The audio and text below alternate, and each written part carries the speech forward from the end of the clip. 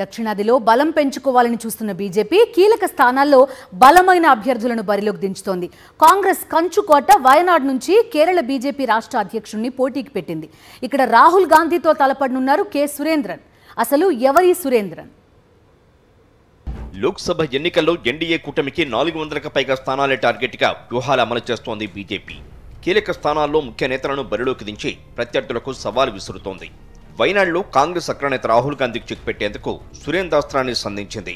Kerala BJP chief K సురేంద్రన్కు Wayanad ticket కేటాయించింది BJP high command. Minority జనాభా ఎక్కువగా ఉన్న వయనాడ్ లోక్సభ నియోజకవర్గం కాంగ్రెస్ కంచుకోట. 2009 నుంచి ఇక్కడ కాంగ్రెస్దే హవా. అందుకే 2019లో ఈ స్థానానికి మారారు రాహుల్ గాంధీ. దాదాపు 4,30,000 మెజారిటీతో గెలిచారు. ఈసారి కూడా ఇక్కడి నుంచే పోటీ చేస్తున్నారు. కేంద్ర మంత్రి స్మృతి ఇరానీని బరిలోకి దించి అమేఠీలో రాహుల్ను ఓడించిన బీజేపీ ఈసారి వయనాడ్లో కె సురేంద్రన్ లాంటి బలమైన అభ్యర్థిని పోటీకి నిలబెట్టింది. కోజికోడ్ జిల్లాకు చెందిన కున్నెమ్మెల్ సురేంద్రన్ది ఆర్ఎస్ఎస్ బ్యాక్గ్రౌండ్. ఏబీవీపీ నుంచి తన రాజకీయ జీవితం ప్రారంభించారు. ప్రత్యక్ష ఎన్నికల్లో మాత్రం ఇప్పటి వరకు సక్సెస్ కాలేదు. 3 సార్లు లోక్సభ, 5 సార్లు అసెంబ్లీ ఎన్నికల్లో పోటీ చేసినా విజయం సాధించలేకపోయారు. 2019 సార్వత్రిక ఎన్నికల్లో పతానంతిట్ట లోక్సభ నుంచి పోటీ చేసి 3వ స్థానంతో సరిపెట్టుకున్నారు సురేంద్రన్. 2016 అసెంబ్లీ ఎన్నికల్లో మంజేశ్వరం నుంచి కేవలం 89 ఓట్ల తేడాతో ఓడిపోయారు. 2021లో 2 అసెంబ్లీ నియోజకవర్గాల నుంచి పోటీ చేసినా గెలుపు దక్కలేదు.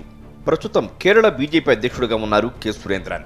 కాంగ్రెస్ వామపక్షాల అడ్డాగా మారిన మలబారు రాష్ట్రంలో కాషాయ దళం బలపడేందుకు గట్టిగా కృషి చేస్తున్నారు. శబరిమల ఆందోళనల సమయంలో 2018లో నెల రోజుల పాటు జైలుకు కూడా వెళ్లారు.